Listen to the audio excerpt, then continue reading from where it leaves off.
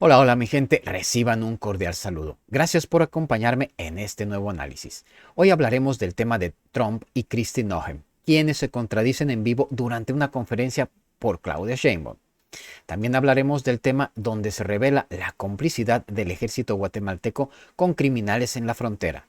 Y de igual modo abordaremos el tema de Anabel Hernández, que pierde ante la nueva Suprema Corte. Comencemos con la información.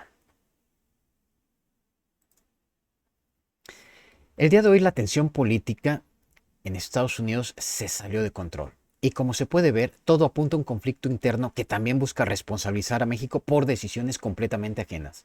En este sentido, el presidente Donald Trump y la funcionaria Kristi Noem protagonizaron un momento bochornoso en plena conferencia de prensa. Ambos hablaron de las recientes protestas en Los Ángeles y, sin ponerse de acuerdo, dejaron claro que dentro del gobierno estadounidense no hay una sola voz ni una estrategia coherente. Donald Trump, al responder preguntas sobre los disturbios en California, reconoció que la presidenta Claudia Sheinbaum había condenado la violencia. Incluso dijo que sus propias acciones, como el despliegue de la Guardia Nacional, ayudaron a detener los actos violentos. Hasta ahí parecía que había coincidencia. Sin embargo, unos segundos después, Kristi Noem intervino y soltó una declaración totalmente contraria. Acusó a la presidenta Claudia Sheinbaum de haber alentado las protestas violentas. Dijo sin pruebas que la presidenta Sheinbaum promovía el caos en las calles de Los Ángeles. Nos damos cuenta que este tipo de contradicciones dejan a la luz un problema grave: la falta de coordinación en el gobierno de Trump. De este modo, se intenta construir una narrativa en la que se responsabiliza a la presidenta de México por conflictos sociales que no le corresponden. Al respecto, la propia presidenta Sheinbaum había sido clara días antes. Declaró que no estaba de acuerdo con ningún acto de violencia como forma de protesta y llamó a la comunidad mexicana en el extranjero a actuar con calma y no caer en provocaciones. Así que, atención, están sacando de contexto sus declaraciones para crear una campaña de desprestigio.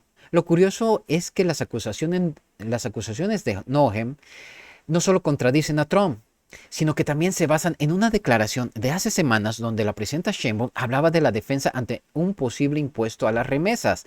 Nada tenía que ver con las protestas en Los Ángeles. Sin embargo, esa frase fue utilizada como si hubiera sido dicha para alentar disturbios. Al mismo tiempo, hay un conflicto de intereses evidentes. Kristi Noem, quien aspira a la presidencia de Estados Unidos, está utilizando su puesto en ICE y recursos de Homeland Security para promoverse políticamente. En respuesta, la presidenta Claudia Sheinbaum impulsó reformas constitucionales aquí en México que prohíben la difusión de propaganda extranjera en medios nacionales. La legislación contempla sanciones para radio y televisión que permitan la transmisión de spots políticos extranjeros, como el de Noem. En este sentido, la presidenta mexicana actuó con firmeza para proteger la soberanía del país. Recordemos que la difusión de propaganda política extranjera en territorio mexicano está prohibida. Noem quiso imponer su discurso desde fuera y usar a México como plataforma de campaña, pero la reforma promovida por la presidenta Sheinbaum cerró la puerta a ese tipo de abusos. En este sentido, se entiende por qué Noem tiene una postura tan agresiva. Fue frenada legalmente y eso le impidió avanzar con su estrategia. Además, como parte de la defensa de los derechos de mexicanos en el extranjero, los consulados y la Embajada de México en Estados Unidos están ofreciendo asesoría jurídica gratuita a migrantes detenidos durante las redadas. Esto ha permitido que muchos de ellos sean liberados después de procesos legales justos. Como se puede ver, el gobierno mexicano no solo rechaza la violencia, sino que también apoya a sus ciudadanos en momentos de crisis. De este modo, mientras algunos sectores conservadores en Estados Unidos intentan señalar a México como causante de los problemas, la respuesta mexicana se basa en el respeto a la ley, la defensa consular y la firmeza institucional. Nos damos cuenta que la narrativa de Kristi Noem no solo es falsa, también es desesperada. Intenta ocultar su fracaso político culpando a un gobierno extranjero que ha sido congruente y responsable. Es así que se demuestra cómo se construyen campañas de odio y cómo, desde el poder, algunas figuras políticas de Estados Unidos usan este medio con miedo y mentira como una herramienta para avanzar en sus intereses personales. Pero en contraste, el gobierno mexicano encabezado por la presidenta Claudia Sheinbaum ha optado por la vía institucional y el respeto al derecho internacional.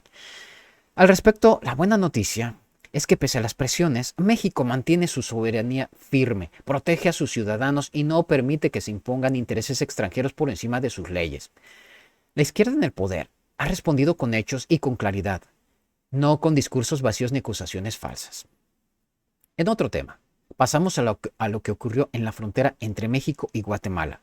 Pues resulta que el día de ayer se registró un fuerte enfrentamiento armado entre un grupo de élite de la policía de Chiapas, conocido como el FRIP, y presuntos criminales en territorio fronterizo. Hasta aquí podría parecer una operación más, pero atención, lo que encendió las alertas fue que el ejército de Guatemala fue captado protegiendo a los sicarios con vehículos donados por el gobierno de Estados Unidos, de ese tamaño. Así fue. Como se puede ver, en los videos difundidos de este incidente, los militares guatemaltecos estaban al lado de los grupos criminales y en lugar de detenerlos o enfrentarlos, actuaron para cubrir su escape. Esto provocó que elementos del FRIP irrumpieran por unos minutos en suelo guatemalteco, lo que evidentemente representa una violación a la soberanía del país vecino. Sin embargo, también quedó en evidencia que las Fuerzas Armadas de Guatemala están colaborando con organizaciones delictivas que operan a ambos lados de la frontera. Nos damos cuenta que esta situación es grave, no solo por el cruce territorial, sino por el tipo de protección que se le dio a los criminales. En este sentido, el gobierno de la presidenta Claudia Sheinbaum fue claro, condenó la intromisión de los policías chapanecos, instruyó a sancionar a los responsables y pidió reforzar los canales bilaterales de coordinación con el gobierno guatemalteco. Al respecto, el canciller mexicano ya está en contacto con sus homólogos centroamericanos para establecer mecanismos conjuntos de vigilancia fronteriza. De este modo, queda claro que la postura de México es firme. No se tolera ni se va a tolerar la invasión a la soberanía de otros países, pero tampoco se va a permitir que bandas armadas operen con impunidad en la frontera, mucho menos si cuentan con apoyo de estructuras militares extranjeras.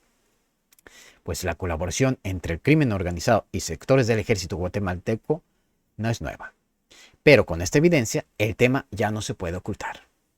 Lo preocupante es que las autoridades guatemaltecas, en lugar de reconocer los hechos, intentaron justificar su actuación. El ministro de Defensa ofreció una explicación que solo generó más sospechas. Aseguró que los soldados llegaron de forma fortuita a esta zona de enfrentamiento y que decidieron no intervenir para proteger a la población civil. Sin embargo, también admitió que hubo disparos contra patrullas chapanecas. Entonces, ¿qué estaban protegiendo exactamente? En este contexto, la presidenta Claudia Sheinbaum condenó los hechos y recordó que cada país debe operar dentro de su propio territorio, respetando los marcos legales existentes. Como se puede ver, México actuó con responsabilidad. Sí hubo una incursión no autorizada y por ello se iniciarán sanciones internas. Pero también se hará una denuncia clara sobre la protección que están recibiendo el crimen organizado en territorio guatemalteco. Y aquí entra otra dimensión del problema. Es evidente que los grupos criminales se están cruzando de un país a otro con facilidad, aprovechando zonas sin vigilancias y complicidades institucionales. Esto ha generado focos de violencia en Chiapas, donde la población vive bajo amenaza constante. En este sentido, hay quienes piden cerrar por completo la frontera sur y aplicar medidas similares a las que Estados Unidos impone en la frontera norte. Nos damos cuenta que este conflicto no se resolverá únicamente con discursos. Se requiere una estrategia conjunta, con respeto mutuo, pero también con firmeza ante la presencia de redes delictivas que operan con apoyo institucional. La prioridad debe ser proteger a la población civil, tanto de México como de Guatemala, y garantizar que las fuerzas de seguridad cumplan con su deber sin proteger intereses ilegales.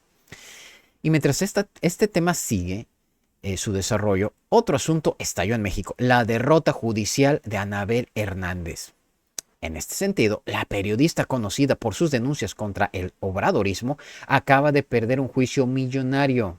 Esta resolución representa un duro golpe para su credibilidad y para las redes que la protegían dentro del antiguo Poder Judicial. Como se sabe, después de la elección del 1 de junio, la Suprema Corte comenzó a renovarse con perfiles ajenos al viejo pacto de impunidad. La propia Anabel había asegurado que contaba con el respaldo de algunos ministros para continuar con sus investigaciones. Sin embargo, al modificarse la estructura judicial y desaparecer los privilegios de siempre, su escudo legal se cayó. La Corte resolvió en su contra y le ordenó pagar una fuerte suma por daño moral.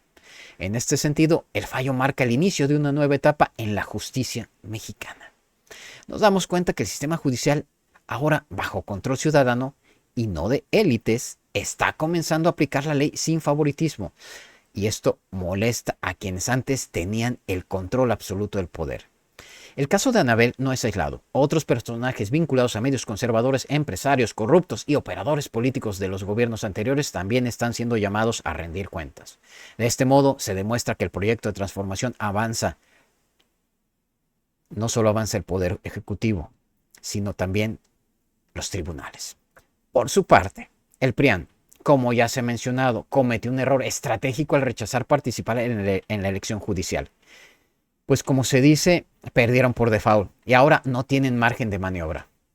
Como podemos ver, lo que se viene es una limpieza institucional que está poniendo nerviosos a muchos y mientras tanto, el presidente López Obrador, incluso en su etapa posterior a su presidencia, sigue teniendo peso en las decisiones fundamentales del país.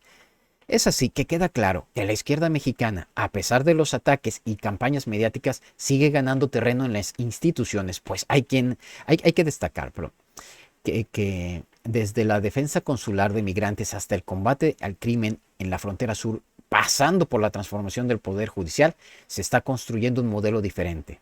La buena noticia es que México no está retrocediendo, sino que avanza con reformas profundas, mayor control popular y una visión de justicia que ya está dando resultados concretos.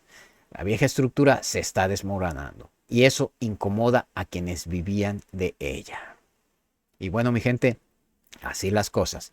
Gracias a todos ustedes por acompañarme en este análisis. Los invito a que dejen su like a este video, a que se suscriban al canal y activen la campanita para que no se pierdan los próximos videos. Nos vemos en el siguiente video para seguir analizando lo que pasa en nuestro México y en el resto del mundo. Y no olviden dejarme sus comentarios para saber qué piensan, porque su opinión es muy importante. Y en México, todos tenemos voz. También quiero darle las gracias a todos los que me dejan sus comentarios, sus saludos, sus likes y que se suscriben al canal. Muchas gracias por su gran apoyo.